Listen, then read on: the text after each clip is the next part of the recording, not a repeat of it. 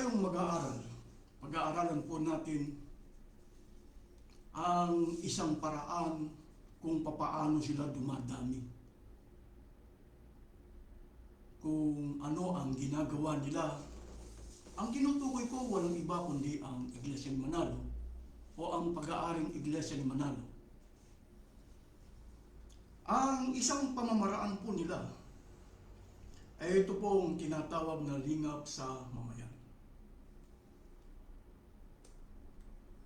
Ito po, dito nila kinukumbinsi ang karamihan para maniwala at magkaroon ng maraming kaanib o miyembro. Dahil napapaniwala nila ang karamihan na sila ay tumutulong. Pero bago po tayo makarating dito, bibigyan ko muna kayo ng isang halimbawa. Bago po kayo makarating dito, kailangan makarating muna kayo rito. Lingap sa sarili.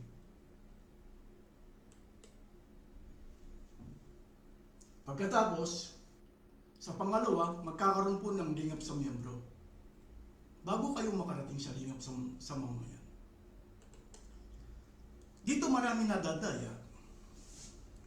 Dapat, kilalanin po ninyo kung sino ang may programa ng lingap sa mamayan. Si Manalo.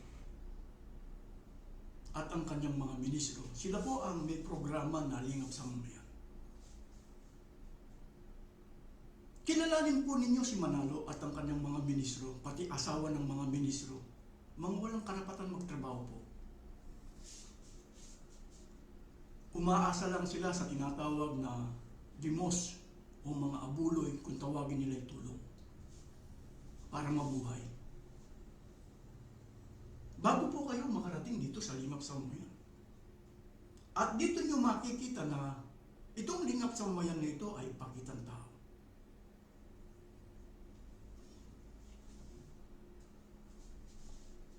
Dapat dito muna kayo tumingin. Ito po yung lingap sa sarili, ang tawag, love yourself. Kilalanin ninyo yung promotor ng lingap sa mamayan. Katulad ni Manalo at ang kanyang mga ministro. Magagawa ba nilang lingapin ang kanilang sarili? Magagawa ba nilang mahalin ang kanilang sarili? Mas maganda po babasahin natin ang Biblia. Dito po, paano po ba ang pagmamahal sa sarili? Batay po sa pagtuturo ng banal na kasulatan. Ang babasahin ko po sa inyo, Efeso, Kapitulo 5, talatang 28 hanggang 29, magandang balita, Biblia. Pakinggan po ninyo kung paano po ang pagmamahal sa sarili. Efeso 5, 28 hanggang 29. Dapat mahalin ng mga lalaki ang kanilang asawa tulad ng sarili nilang katawan. Dito po may tinutukoy dito na dapat mahalin ng mga lalaki. Exempted ba si Manalo?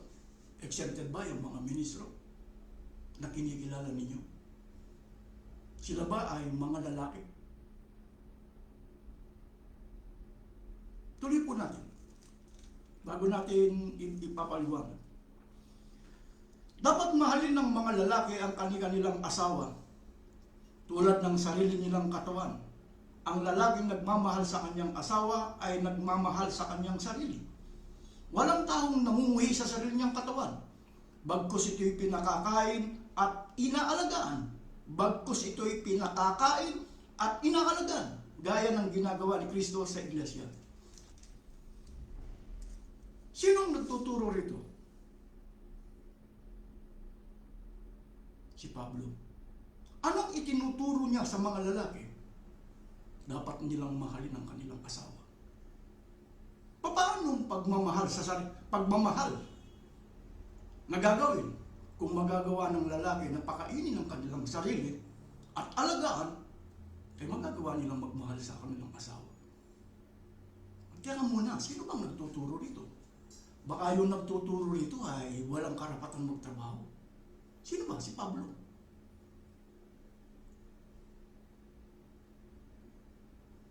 Si Pablo po ang nagtuturo dito. Ito po ang katangian isa sa mga katangian ng tunay na Iglesia ni Cristo.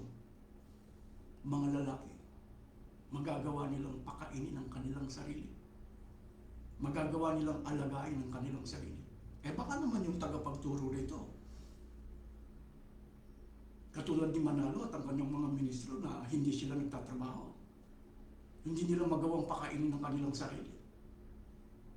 Mas maganda po babasahin natin, ikalawang Tesalonika, Kapitulo 3, talatang 7, 8, 9 hanggang 10. Pansinin po ninyo kung anong nakasulat dito sa unang Tesalonika, Kapitulo 3. Alam naman ninyo na dapat ninyong tularan ang aming ginawa. Hindi kami nahiyang magtrabaho ng kami nariyan pa. Hindi kami tumanggap ng anumang bagay kanino man ang hindi namin binabayaran. Nagpagal kami araw-gabi upang hindi maging pasanin ng sino man sa inyo. Ginawa namin ito, hindi dahil sa wala kaming karapatan maghintay ng inyong tulong, kundi upang kayo bigyang halimbawang dapat sundan. Nang kasama pa ninyo kami, ito ang tagubiling ibinigay namin sa inyo. Huwag ninyong pakanin ang sino mang ayaw gumawa. Ang nagtuturo sa Efeso 5, 28, 29, nagtatrabaho. Hindi siya umaasa sa tulong. Ikumpara natin sa Iglesia ni Manalo. Alam niyo po, basahin natin ang New Filipino Version. Bago mo turuan ng iba, halimbawa, ang mga lalaki, turo ni Pablo, magagawa ng lalaki na mahalin ang kanilang sarili bago magmahal sa iba. Yung tagapagturo, magagawa ba niyang magtrabaho? Magagawa. Hindi siya umaasa sa tulong. Ikumpara sa Iglesia ni Manalo. Magagawa ba niyang Manalo at ang kanyang mga ministro na pakainin ng kanilang sarili? Bakit na nakakapagsalita ng ganon si Pablo? Babasahin, mas maganda po babasahin natin ang Roma, Kapitulo 2, talatang 21, pansinin po ninyo kung anong nakalagay dito sa Roma, Kapitulo 2. Ikaw na nagtuturo sa iba, bakit di mo turuan ang iyong sarili?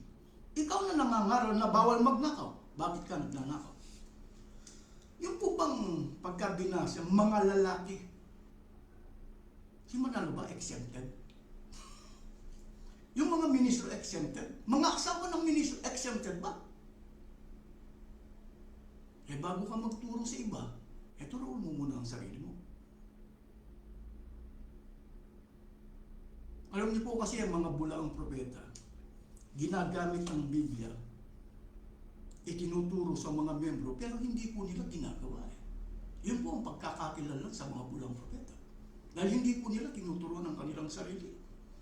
Mas maganda po babasahin natin ang Mateo, Kapitulo 23:3. Pasinin po ninyo kung anong ginagawa nila. Babasahin ko po sa inyo Mateo, aklat po ng Mateo, Kapitulo 23:3, hanggang 4 na po. Kaya't gawin ninyo ang itinuturo nila at sundin ang kanilang iniutos.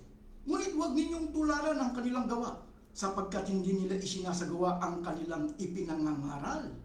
Ulitin ko po, sapagkat hindi nila isinasagawa ang kanilang ipinangangaral. Nagbibigti sila ng mabibigat na dalahin at ipinapasan sa mga tao. Ngunit ni daliri ay ayaw nilang igalaw upang tumulong sa pagdadala ng mga iyon. Si Manalo ba lalaki? Magagawa ba niyang mahalin ang kanyang sarili? Pero gumagamit siya ng talata ng Biblia. Paano po ba yung pagmamahal sa sarili? Magagawa mong pakainin. Si Manalo at ang kanyang mga magagawa ba nilang pakainin ng kanilang sarili? Hindi. Kailangan po si Manalo at ang kanyang mga ministro turuan ng love yourself. Paano po ba yung pagmamahal sa sarili? Magagawa mong pakainin. Hindi, ministro po ako . katulad po ng binasa natin, ikalawang Tesalonica, Kapitulo 3, talatang 7, 8, 9, hanggang 10. Sina Apostol Pablo nagtatrabaho, hindi sila umaasa sa tulong. Alam niyo po sa Iglesia ni Manalo, para hindi magkaroon ng tamad na tao sa kanila. Sa Iglesia ni Manalo, para hindi po magkaroon ng tamad na tao sa kanila, tinuturuan po nila ng ikalawang Tesalonica, Kapitulo 3, talatang 6, pagkatapos tatalon sila ng 11-12. Pero ang tanong, sinong pakakainin ng mga tao o ng mga miyembro? Yung walang karapatan magtrabaho. Sino Manalo at ang kanyang mga ministro? Umaasa sa tulong. Para maintindihan po ninyo, saan mababasa? Ito po yung babasahin. Para makita po ninyo.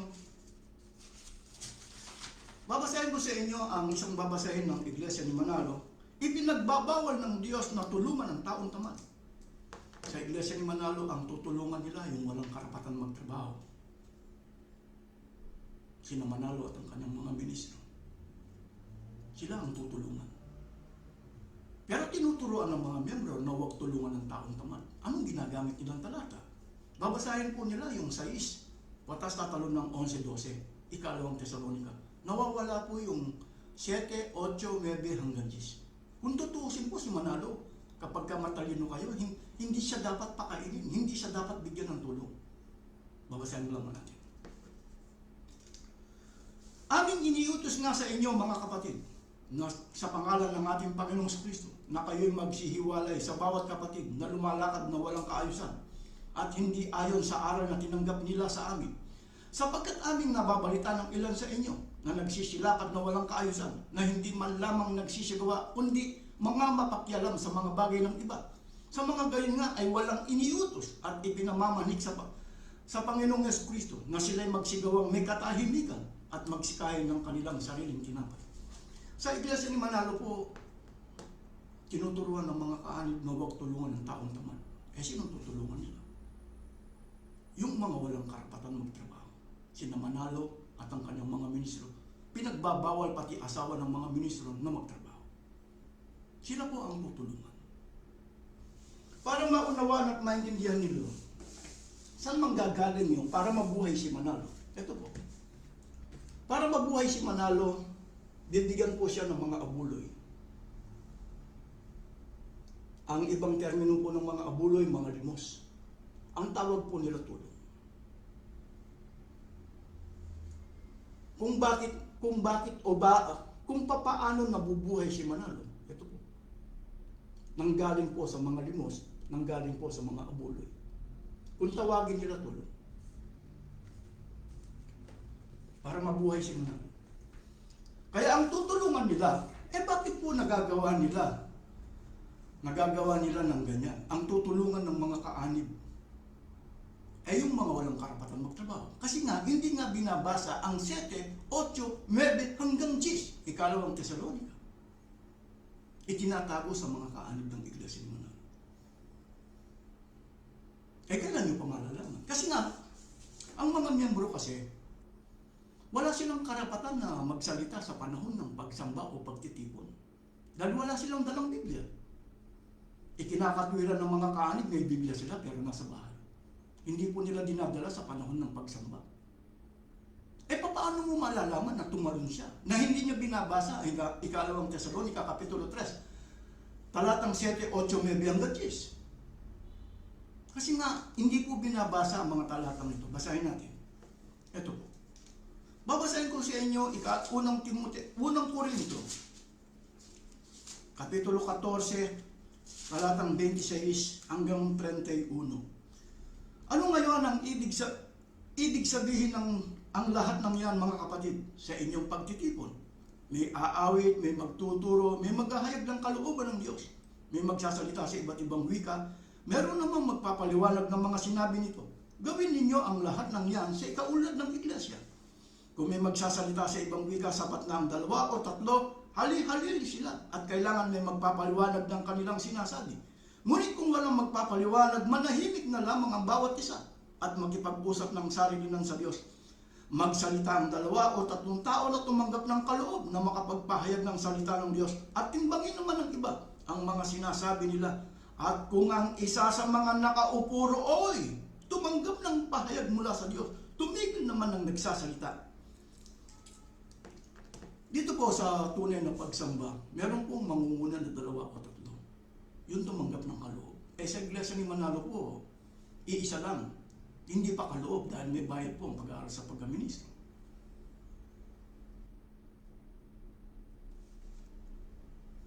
Pagka meron pong sasabihin o dahil may karapatan po magsalita yung nakaupo, magsasalita siya, titigil yung 2 o 3.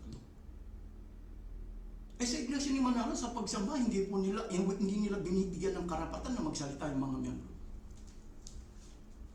Lalo na kung walang Biblia, paano kayo matututo? Paano mo masasabing tumalon siya? Halimbawa ako, nababasa ko yung 2 Tesalonica, Kapitulo 3, talatang 7, 8, 9, hanggang 10. Nakasulat sa Biblia. Pababasaan mo yung ministro, ayaw. Dito nga lang po, ang tunay na pagsamba o pagtitipon, pwede mong sabihin, kapatid, tumalon ka, nasan yung 7, 8, 9 hanggang 10?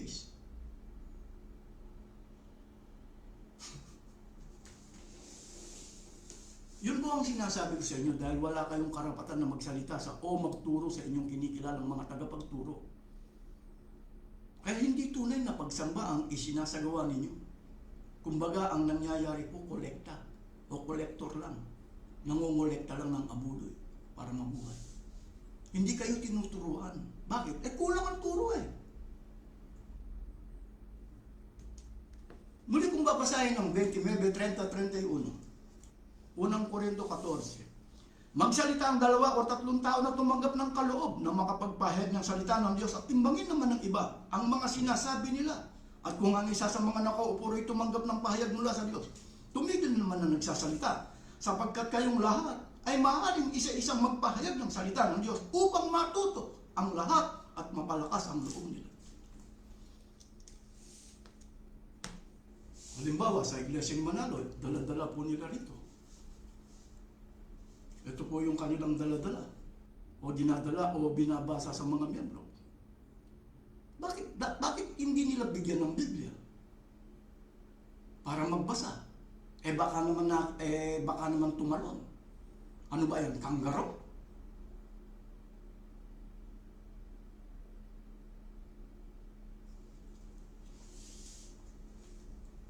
Kaya nga pagka sinasabi natin, mga lalaki, ulitin ko po yung Efeso 5, 28, 29. Ito po ang isa sa mga katangian ng tunay na iglesia ni Cristo. Ikukumpara natin sa iglesia ni Manalo. 28. Dapat mahalin ng mga lalaki ang kanilang asawa tulad ng sarili nilang katawan. Ang lalaking nagmamahal sa kanyang asawa ay nagmamahal sa kanyang sarili. Walang tahong namumuhi sa sarili niyang katawan. Bagkus ito'y pinakakain at inaalagaan.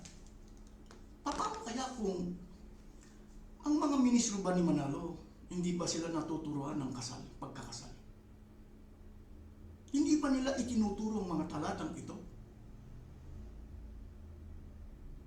O lalaki, bilang ministro, hindi mo magawang pakainin ng iyong sarili.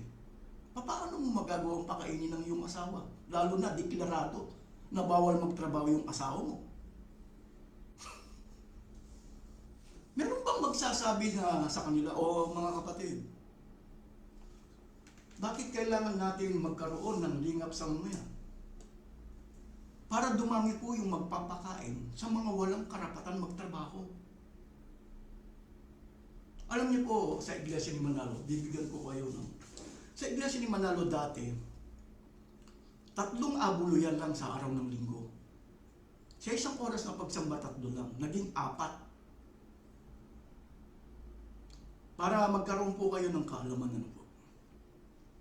Si Manalo, isa, diakono kung lalaki ka, diakonesa kung babae ka, isa.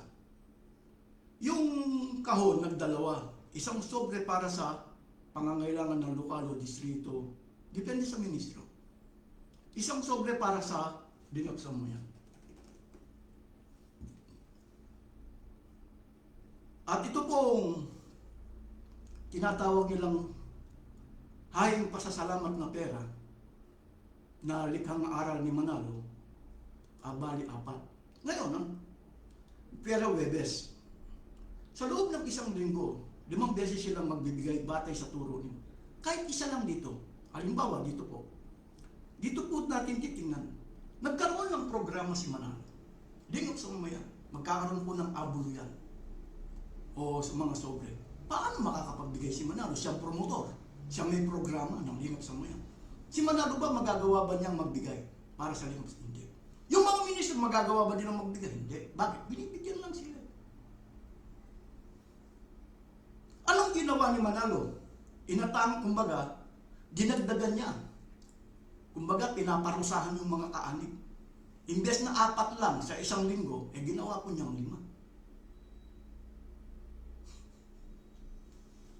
Kahit na magdagdagdag, kung si Manalo mismo, hindi siya makakapagbigay. Bakit? Walang karapatan magtrabaho Pati na ang mga asa. Bakit walang karapatan? Hindi po nila binabasa ang mga talata ng Biblia, katulad ng 2 Tesalonica, Kapitulo 3, talatang 7, 8, 9, hanggang 10. Kung tutuusin si Manalo, kahit 5 doon, dapat hindi siya bigyan Wala siyang, alam mo babasahin natin. Itong 2 Tesalonica, Kapitulo 3, talatang 10, pasilin po ninyo. Ito po, babasahin ko sa inyo. Nang kasama pa ninyo kami, itong tagubiling ibinigay namin sa inyo. Huwag ninyong pakanin ang sino mang ayaw gumawa. Sino man. Baka naman yung nagtuturo, hindi siya nagtatrabaho. Hindi po umaasa sa tulong. Alam niyo po, meron po akong gustong ipapansin sa inyo. Siguro, si Manalo, hindi niya magawang mahalin ang kanyang sarili. Hindi po dahil yung love yourself. Ito pong lingap sa miyembro. Alam niyo po, dito, alam niyo po, bakit nagkakaroon ng abuluyan kung bibigyan natin ng budget? Pero pag-aralan po ninyo, ang Iglesia ni Manalo kung saan nila ginagamit ang abuluyan. Tatandaan ninyo, saan nila ginagamit ang abuluyan? Itong 5. Pag-aralan po ninyo. Pag-aralan ninyo kung papaano. Ngayon, ikukumpara natin sa Biblia. Hindi po ba utos ng Diyos ang magbigay? Mas maganda po babasahin natin para magkaroon po tayo ng kaalaman, karunungan. Ganito po ang aking dito na po tayo makakarating lingap sa miyembro Lingap sa miyembro. Dito pa lang sa lingap sa sarili, hindi napapasa si Manalo.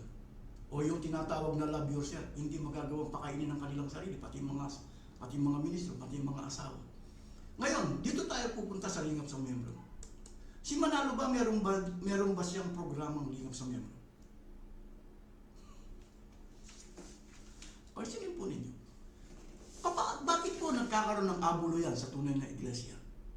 At ikukumpara natin sa iglesia ni Manalo. Magkaroon po kayo ng kaalaman. 2 Korinto, pansinin po ninyo, Kapitulo 9, talatang 7, ito po. Ganito po ang ating matutunghayan. Dito ko nababasahin sa magandang balita Biblia. Ang bawat isa ay dapat magbigay ayon sa sariling pasya, maluwag sa loob, o di na napipilitan lamang, sapagkat ibig ng Diyos ang kusang pagkakaloob. Dito po meron pong tinuturuan, magbigay ang bawat isa. Si Manalo ba, magagawa ba niyang magbigay? Lalo na kung 5. Sinong gumawa ng turo na 5 beses sa isang linggo? Si Manalo. Si Manalo ba, magagawa ba niyang magbigay? Hindi. Yung mga ministro, magagawa ba nilang magbigay? Hindi. Nakikita po namin, nagbibigay galing sa tulong. Nagkukunwari sa pagbibigay. Ngayon, batay sa Biblia, inuutosan magbigay ang bawat isa. Nagawa ngayon ng Macedonia at Akaya na mag-ipon sa loob ng 1 taon. Sa Maybe rin, babasahin natin para kahit paano po maunawaan ninyo. 2, 3. Alam kong handa kayong tumulong at ipinagmamalit ipinagmamalaki ko kayo sa mga taga-Macedonia.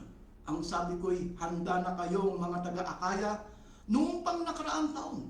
Marami nang napukaw ang kalooban dahil sa pagsusumakit ninyo.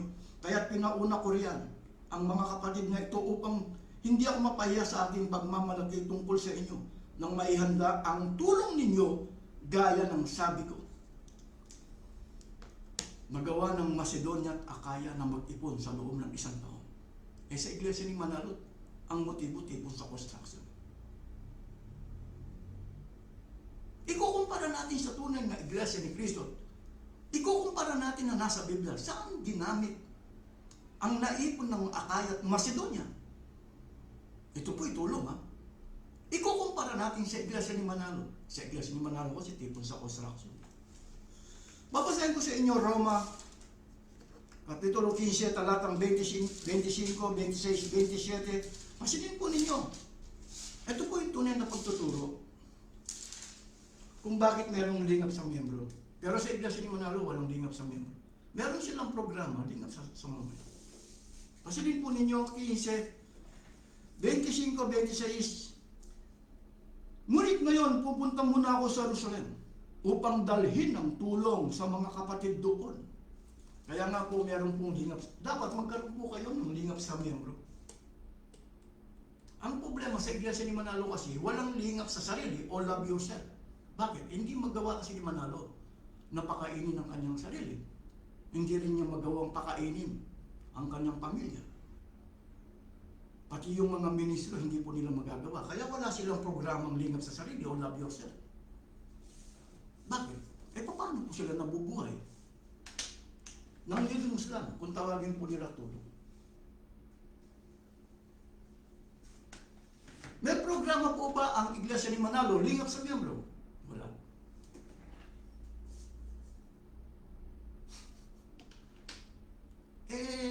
Di po ba ang pagbibigay ng kabuloy? Anong pinaglaanan ng Macedonia at Akaya?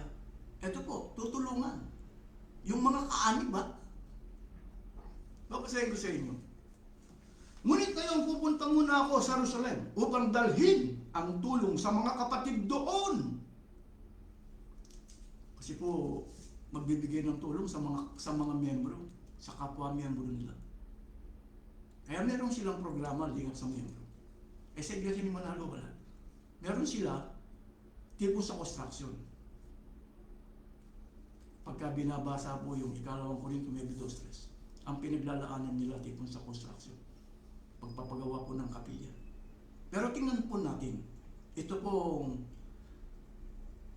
pagtulong ng Macedonia at Akaya sa loob ng isang taon. Ngunit ngayon pupunta muna ako sa Jerusalem upang dalhin ang tulong sa mga kapatid doon, sapagkat minabuti ng Macedonia at Akaya na magpadala ng abuloy para sa mga maralitang kapatid. Para sa mga maralitang kapatid sa Jerusalem, sa mga dukhang maralita, sa ibang termino, dukha ng mga kapatid. Sa Jerusalem, malugod nilang ginawa yun at talaga naman dapat nilang gawin sapagkat ang mga Hentil ay nakabahagi ng mga pagpapalang espiritual ng mga Hudyo. Nararapat namang tulungan nilang mga Hudyo sa pamagitan ng kanilang pagpapalang material. Sino ba ang tutulungan sa mga miyembro? Yung mga mahihirap. Bibigyan mo ng tulong. Si Manalo nagpagawa ng hospital.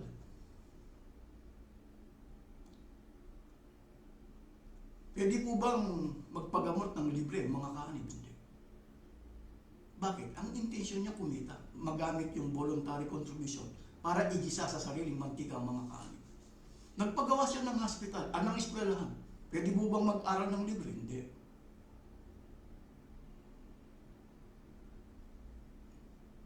Anong ginagawa niya sa mga nagbibigay ng abul? Igigisa sa sariling mantika.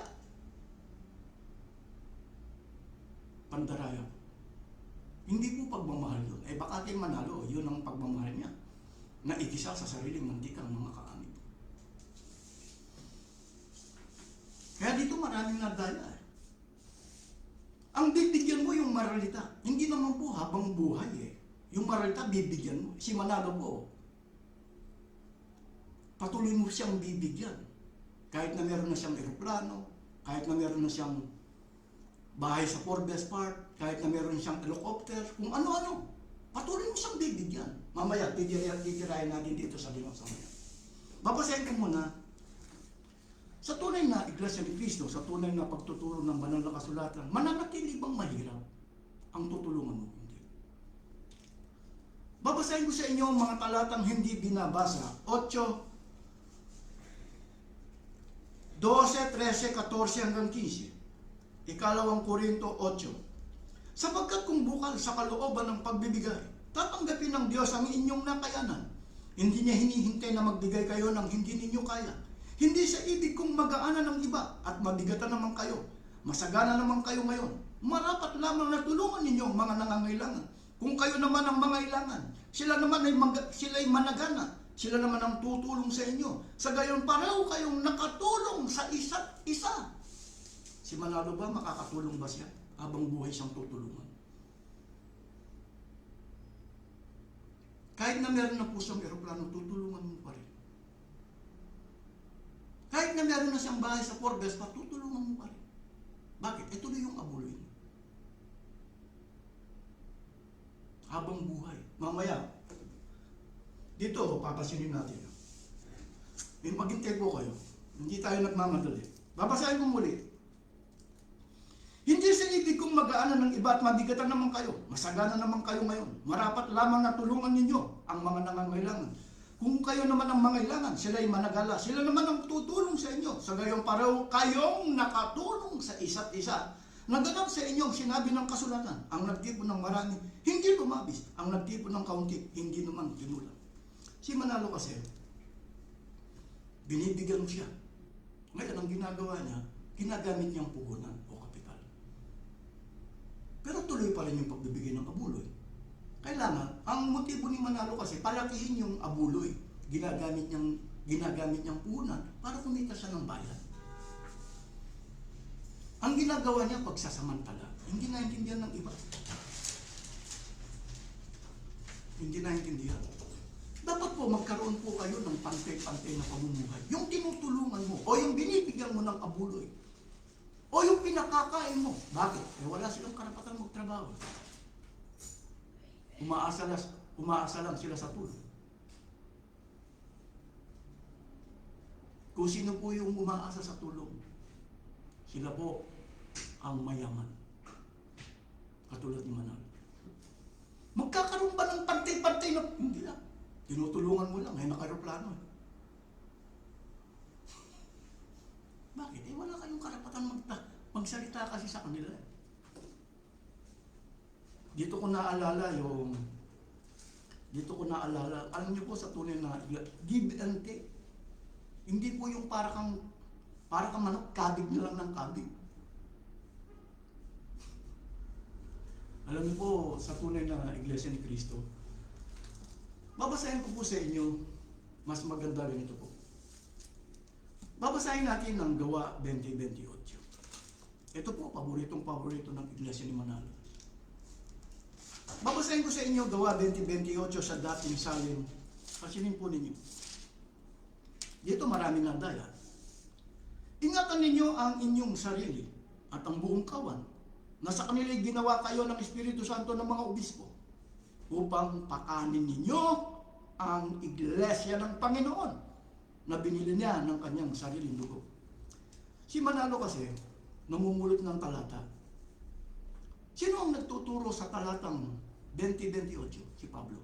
Hindi po si Manalo. Anong ginagawa ni Manalo at ang kanyang sumasakay? At gumagamit pa ng lamsa version para lumitaw yung Panginoon ay si Kristo. Iglesia ni Cristo. Wala po akong tutol doon. Wala akong tutol. Pero, ang nakalagay po sa Ingles, to feed the Church of Christ. Teka muna. Sino ang inuutusan na magpakain? Yung mga obispo. Sa Ingles, mga overseer. Kumbaga, yung mga tagapagturo.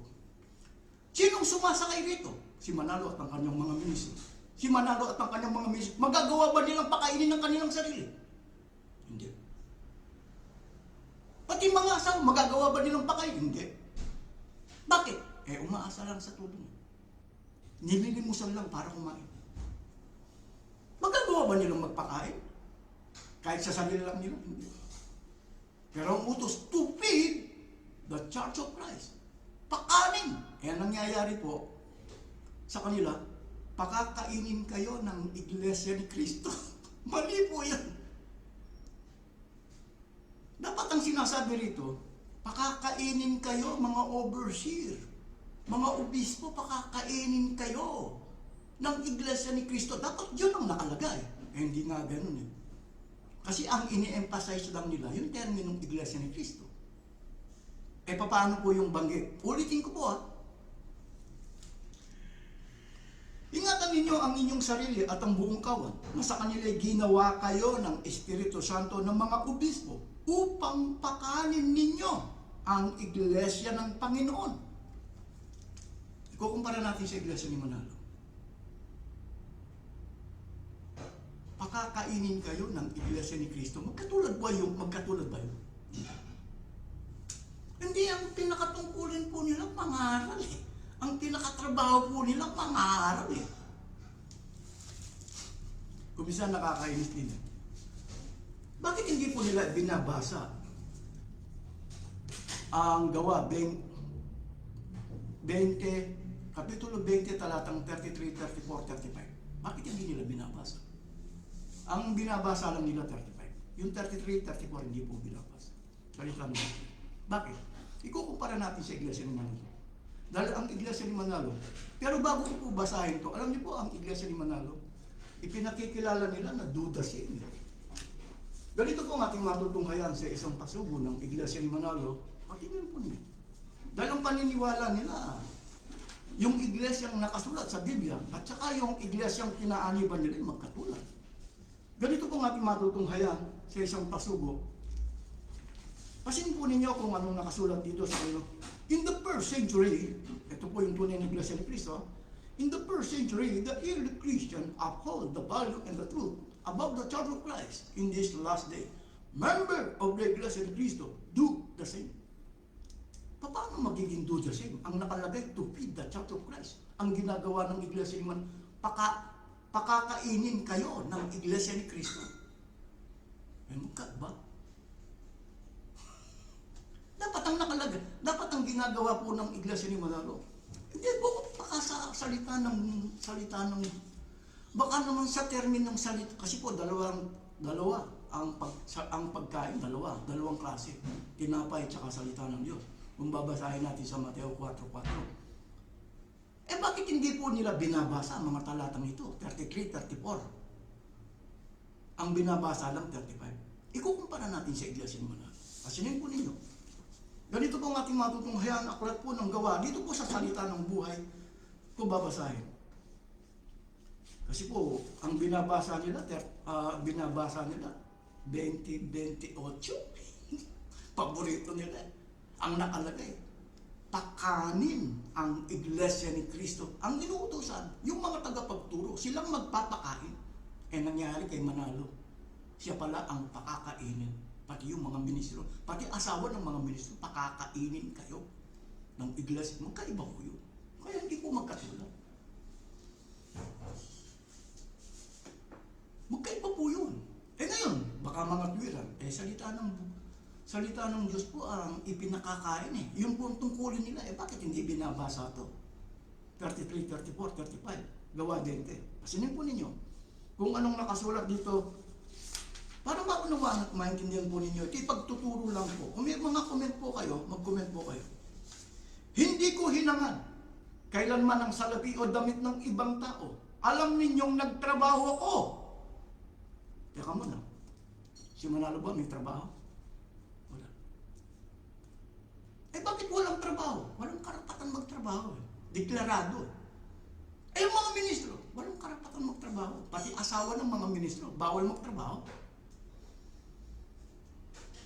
Kaya ang ginagawa po ng Iglesia ni Manalo, itinatago mga talatang ito para makapandaya. Ginagamit lang. Ulitin ko po. Hindi ko hinangad kailanman ang salapi o damit ng ibang tao. Minsan naalala ko, umaasa ka lang sa limos. Kung tawagin na itulong, naka-aeroplano kayo. Umaasa ka lang sa limos, kung tawagin na itulong. Nakabahay ka sa Fort Despard. Naka-helicopter ka. Ngayon, nagtatago ka. Nagbabanta ka pa sa gobyerno. Nanlilimos ka lang, nagbabanta ka sa gobyerno. Napapatawa ako. Kumikilos kasi ngayon ang mga general ni Manalo. Yung mga general na miyembro ni Manalo sa PNP o sa anumang ahensya ng gobyerno, nagbabanta sa pamagitan ng mga rimulya dahil napahiya si Manalo. Ulitin natin itong babasahin ko. Hindi ko hinangad kailanman ng salapi o damit ng ibang tao. Alam ninyong nagtrabaho ko. Paano mo babasahin? Wala kang karapatan magtrabaho. Paano mo babasahin to? Wala kang karapatan magtrabaho. Ang pinakatrabaho mo magturo, bakit ayaw mong basahin to? Itinatago mo. Ulitin natin. Hindi ko hinangad kailanman ng salapi o damit ng ibang tao. Alam ninyong nagtrabaho ko upang tustusan ang mga pangangailangan namin ng aking mga kasamahan. Ipinakita ko sa inyo sa lahat ng paraan na sa ating pagbabanat ng buting matutulungan natin ang mahihina. Alalahanin natin ang sinabi ng Panginoong Hesus. Mas mapalad na nagbibigay kaysa tumatanggap. Sa inyong reliyon, sino pong mapalad? Si Manalo, binibigyan lang ng limos kung tawagin nila itulong na aeroplano. Yung po bang mga nagbibigay, meron po bang aeroplano? Si Manalo, meron siyang bahay sa Fort Gaspar, 1 billion. Umaasa lang sa limos kung tawagin niya tulong. Eh kayo nagbibigay. Meron ba kayong bahay sa Fort Gaspar? Kapantay ba ninyo yung pinakakain ninyo? Hindi.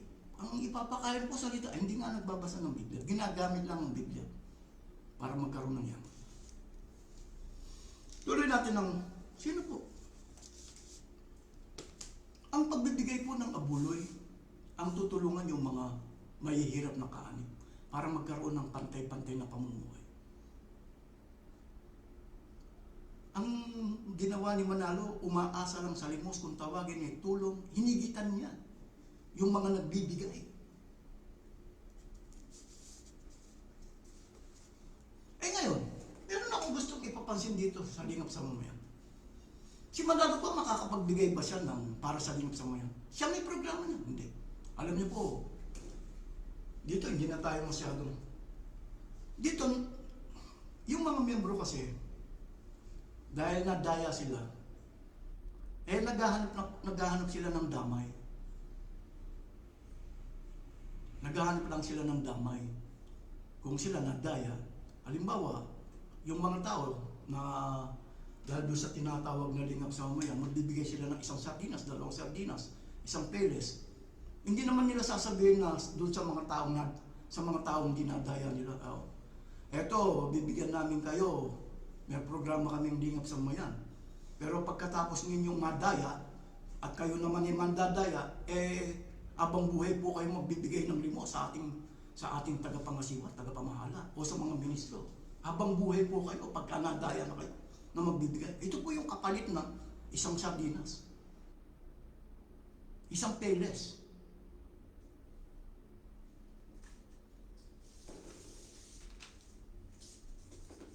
Pero kung tinuturuan yung mga tao, kasi po alam niyo po kung bakit ko ini-issue ito. Ito po ang laging bukang bibig ng mga kaanib ng Iglesia ni Manalo. Sa iba't ibang, sa Pilipinas, sa iba't ibang bansa, nagbibigay daw sila ng Lingap sa Mamayan. Ako naman naniniwala naman na nagbibigay yung mga miyembro. Pero si Manalo at ang kanyang mga ministro, hindi nila magawa. Ngayon, ang ginagawa po nila, ipinapakita nila sa tao na nagbibigay sila. Para, kasi po ang nangyayari, pakakainin nila ng isang sardinas, isang peles. Hindi naman nila sasabihin na, pagka nadaya kayo, ito yung mga pakakainin ninyo. Alam niyo po, kaya ko sinasabi, binabasa po natin ang 6:1. Tuturuan po natin ang mga kaanib ng Iglesia ni Manalo, kaya nagagalit sila sa atin. 6:1. Pag-ingatan ninyo, huwag maging pakitang tao lamang ang paggawa ninyo ng mabuti. Kapag ganyan ang ginawa ninyo, wala kayong matatamong gantimpala buhat sa inyong amang nasa langit. Ang ginawa kasi ni Manalo, mga kapatid, magkakaroon po tayo ng Lingap sa Mamayan. Magbigay kayo. Ako, wala naman akong ibibigay. Pati yung mga ministro, wala namang ibibigay. Pagka nakapagdaya kayo, maraming magbibigay sa amin. Eh yung ginamit mo, mga miyembro, eh Diyos nang bahala sa kanila. Samantalang sa pera nila, ibig sabihin magbibigay sila ng pera para may magamit sa pagtulong o sa paglingap. Pero pagka dumami yung madadaya, eh sinong tutulungan? Ay si Manalo. Ito po kasi ang isa sa mga pamamaraan na ginagawa para dumami sila. Pinapakain ng isang sardinas, isang peles, isang biskwit. Pagkatapos, ang gagawin, sila naman ang magpapakain. Kumbaga nangyari, papahinan nila. Dito ko naalala yung manginginom eh. Manginginom. Kung lagi ka na lang umiinom at hindi ka tumataya, eh sasabihan ka ng kapwa mo manlalasing. Eh tumaya ka naman. Oh, buti yung mga manlalasing nasasabihan nila yung kapwa nila. Oh, huwag mo namang tumaya ka naman. Huwag mo namang ubusin yung pulutan. Minsan magpainom ka naman. Eh si Manalo hindi pwedeng sabihan ng ganun. Eh teka muna, may pondo naman. Bakit hindi mo naman gawin yung totoo?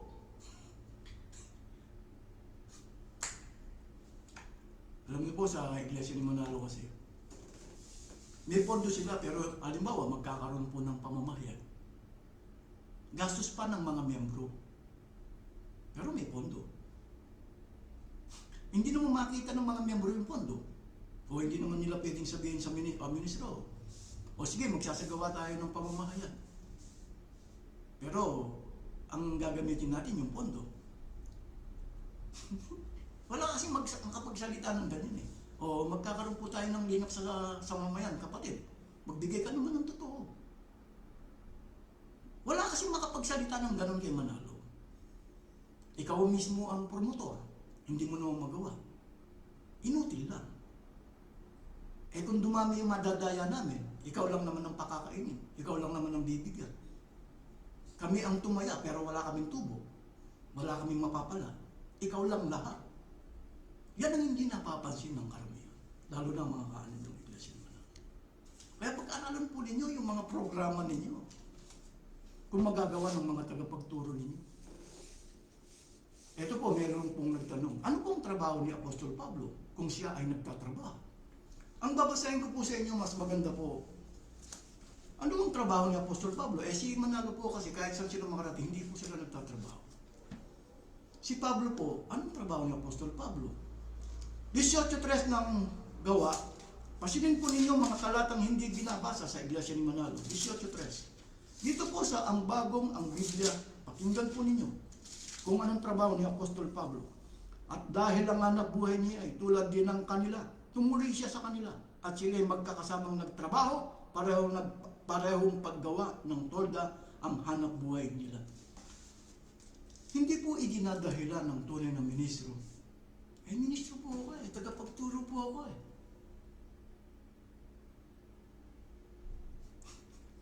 Kasi nga, hindi nga binabasa ang mga talata. Mga lalaki, ibigin ninyo ang inyong mga asawa. Eh, paano po? Exempted ka ba? Bakit ano bang sumpa sa lalaki? Mas maganda po, basahin natin. Kasi po, exempted lagi sila eh. Yan po ang tinutukoy sa 23:3. Yung turo ng itinuturo nila, hindi po nila gagawin. Ipapagawa lang nila sa mga membro. Hindi naman nila tuturo ng kanilang sarili na para gumawa. Hindi. Mas maganda po babasahin, ano bang sumpa sa lalaki? Eh bakit exempted sila? Ganito po ang ating matutunghayan dito po sa Genesis Kapitulo 3, talatang 19, ang Biblia. Sa pawis ng iyong mukha ay kakain ka ng tinapay. Hanggang ikaw ay bumalik sa lupa, sapagkat diyan ka kinuha, ikaw ay alabok, at sa labok ka babalik. Sa pawis ng iyong mukha kakain ka. Yun ang tunay na lalaki. Si Manalo ba at ang kanyang mga milisyo, mga lalaki ba? Eh bakit? Eh sa pawis ng iba, kumakain sila. Eh bakit sa pawis ng iba, wala silang karapatan magtrabaho? Kaya anuman programang gagawin nila, lingap sa muyang, pakitang tao. Bakit? Eh anong ibibigay nila? Ilan yung kabuluyan ng iglesia ni Manalo? 5. Kahit isa lang dito, walang maibigay si Manalo. Hindi siya pwedeng tumaya. Pero kumakabig siya. Wala siyang itinataya, kumakabig siya. Wala siyang ibinibigay. Kumbaga, kasi tuturuan nila ng 2 Korinto 9:6, ang mga miyembro, hanggang kasip ng kaunti-kaunti nga anin, hanggang kasip ng marami. Eh si Manalo, walang hinihakasip. Bakit siya umaani ng marami, walang hinihakasip, kahit 5 ulit?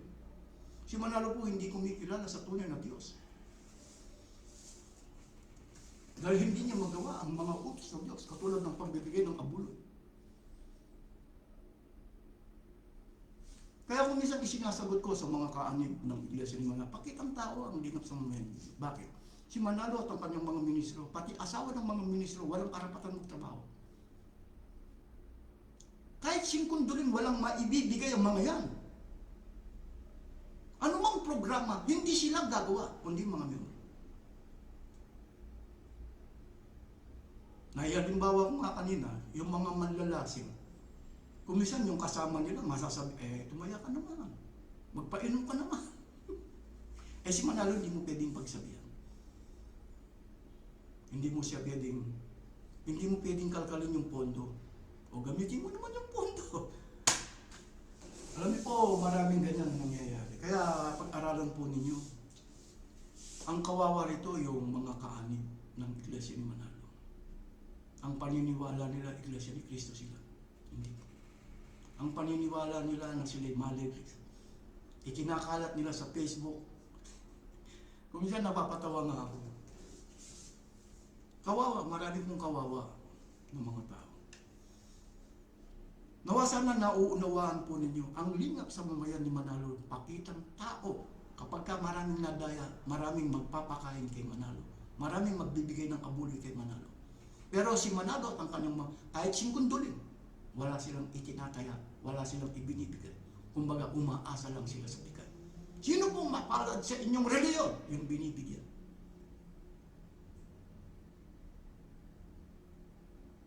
Walang pagkakaiba kay Manalo. Ito po ang aking paksang na ipaksa. Maraming salamat sa inyong lahat.